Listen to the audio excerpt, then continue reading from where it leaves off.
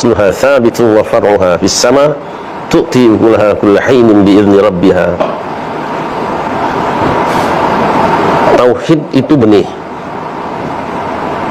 pohon adalah fikih, dan buahnya adalah akhlak. Saya tanya ibu-ibu, kalau yang bagus itu pohon cangkokan atau yang ada bijinya? Biasanya kalau yang ada bijinya itu akarnya dalam, ada akar tunggangnya. Tapi kalau pohon yang cangkokan atau stek tidak punya akar tunggang, nanti ada angin sedikit saja roboh dia. Begitu tauhid. Makanya berbagai macam cara para ulama untuk menanamkan supaya kalimat thayyibah la ilaha illallah itu menancap di hati.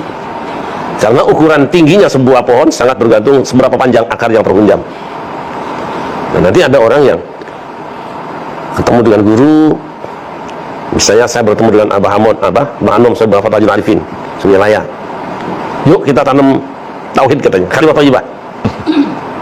Pejamkan matamu, angkat ke atas kepalamu, warfa' bidhammin wansiban fathan wajur kasran kadzikrullah ya'dahu yasur. Ketika kau mengucapkan dua kalimat thayyibah itu, ikuti dengan gerakan dan rasakan betul bahwa dia masuk la ilaha illallah, terus dan terus. Nanti lama-kelamaan kalimat itu akan menghunjam di tubuhmu, dalam hatimu, dan dia akan keluar berupa nikmat dan ringannya ibadah. Terasa ringannya ibadah. Kalau ibadah sudah ringan, lama-kelamaan dia akan berbunga dan berbuah. Buahnya itu akhlakul karimah. Maka orang yang sempurna imannya itu adalah ahsanuhum khuluqah. Tanda bahwa seseorang itu sempurna imannya adalah ahsanuhum khuluqah, terbaik budi pekertinya, cerminannya dari budi pekertinya. Karena apa? Namanya budi pekerti itu ada yang manis, ada yang pahit, ada yang asam. Ada senyum manis, ada senyum pahit, ada juga yang mukanya asam. Kemudian juga buah-buahan. Nah, itu hasil dari tanaman pohon yang kita tanam di dalam hati kita. Makanya jadidu imanakum biqauli la ilaha illallah, perbaharui iman kamu dengan mengucapkan la ilaha illallah. Sering terus berzikir sampai pada akhirnya Allah akan merespon.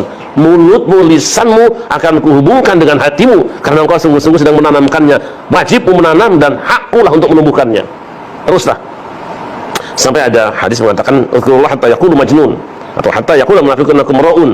Perbanyak zikir kepada Allah sampai orang-orang mengatakan bahwa kamu gila atau kamu orang ria.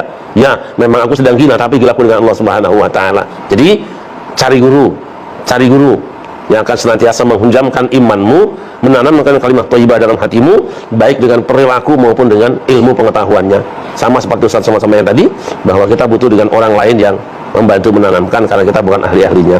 Dan pada saatnya nanti ketika kita sudah menjadi ulama yang berstatus insinyur penanam yang baik, saya kira kita juga akan punya petani-petani yang harus diajari juga untuk menanamkan kalimat thayyibahnya, bersanad, berguru, kemudian juga yatawaras, saling mewarisi.